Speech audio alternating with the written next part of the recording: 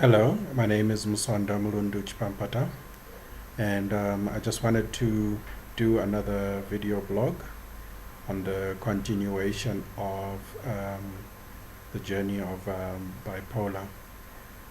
Basically, I have been associating a lot with various people with various different types of mental illnesses, from bipolar itself to depression, and other social anxiety and similar related illnesses.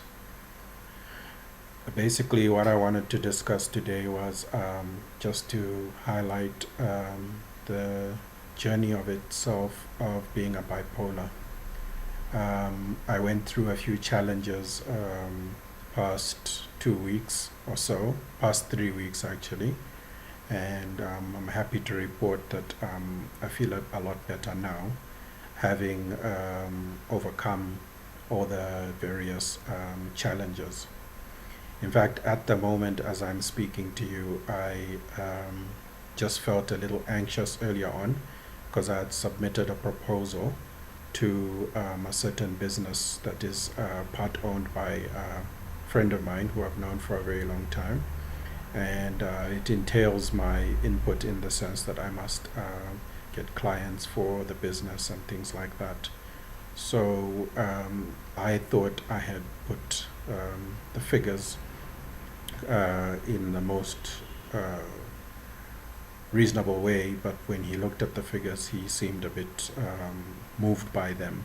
So I got anxious after that, and then I just told myself, you know what, if I don't get this opportunity, there'll be plenty more. I should just go on and focus on other things, of which I've just decided I'll just carry on.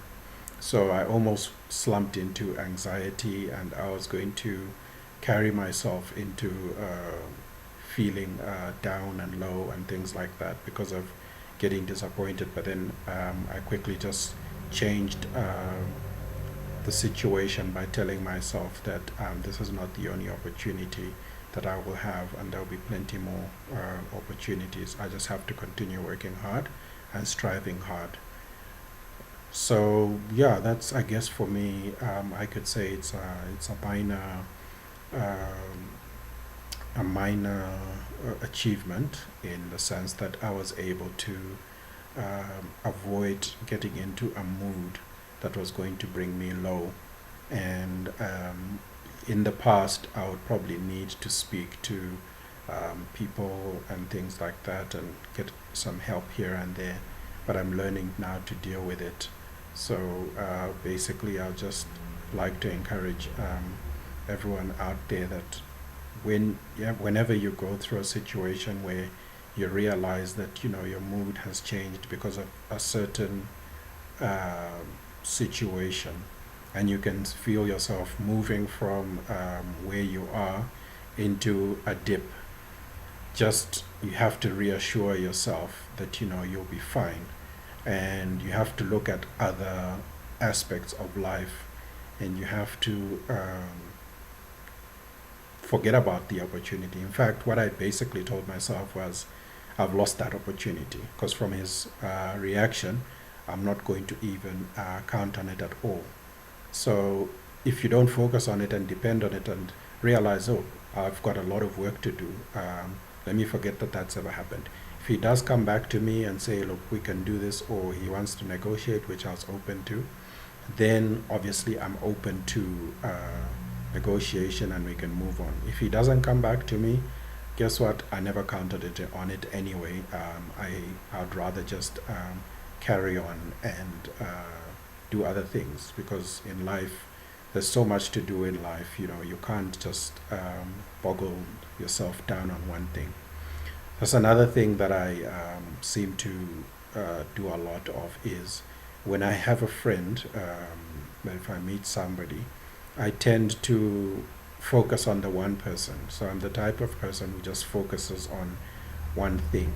I block out all the other friends that I may have, and that sort of like compromises me in the sense that I've got other friends that are maybe looking to spend time with me or talk to me and things like that, but I tend to neglect them.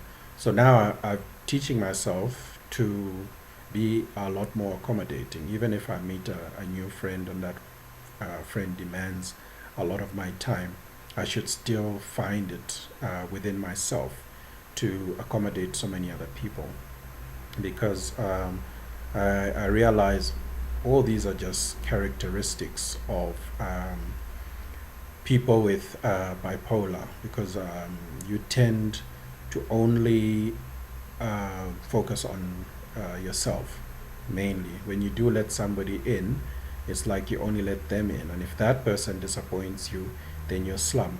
Like I've been through that, where I'd let somebody into my life, and when they disappointed me after a period of 5 years, it took me another 5 years to recover from that one particular person that I was involved with. So I realize now that it's not their fault that this had happened. It was actually my own fault.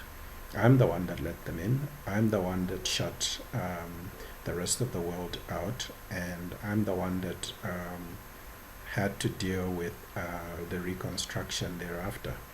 So it's just something that I've learned now to deal with, and I'm training myself, though late in my life, but it's never too late. Training myself to be more accommodating, and be able to deal with multiple people at the same time. So, so that should any of them disappoint me at any point in time, I am not affected. And then also to accept the fact that I um, I can't put too much hope in people, because again, that's a weakness that I have, where I tend to get close to somebody, and immediately I meet the person, and if the person has certain aspects of them that are similar to me, I assume that the rest is exactly like me and that I'll get along with this person, not realizing that the person has got a history. Also, whatever they might be going through at the time is something that obviously I have to learn over a long period of time, and it's not easy to know somebody in a short space of time. You have to invest quite a bit of time and experience and opportunities in order for you to really get to know a person. So yeah, I've gone through quite a few disappointments because I have allowed myself to be disappointed. And like I said, it's a training that I'm basically going through right now, and I'm teaching myself now to remove those emotions, and to try and deal with people at face value, and not expect people to be the type of people that will basically like plaster me or band-aid me where I need that kind of treatment. So that's all a learning curve for me, because I've always looked at things so differently, and I realized that I've never really taken um, charge or taken control of my own life. I've basically just been a free spirit, thinking that everything will work out according to the way I think, because I believe if you're transparent, then the person or people that you're dealing with will understand your situation. But it doesn't work that way at all, because some people will remember what you say, others will forget. So all this is all new to me, and it affects me, and it actually draws me into relapse and into psychosis. So I've just been doing some self therapy, and it's really helped me a great deal. So I just wanted to add this, and then just to explain a few things in a different way, but again experiencing the same topic of bipolar. I'd like to thank you very much for your time, and I will be in touch soon. Thank you.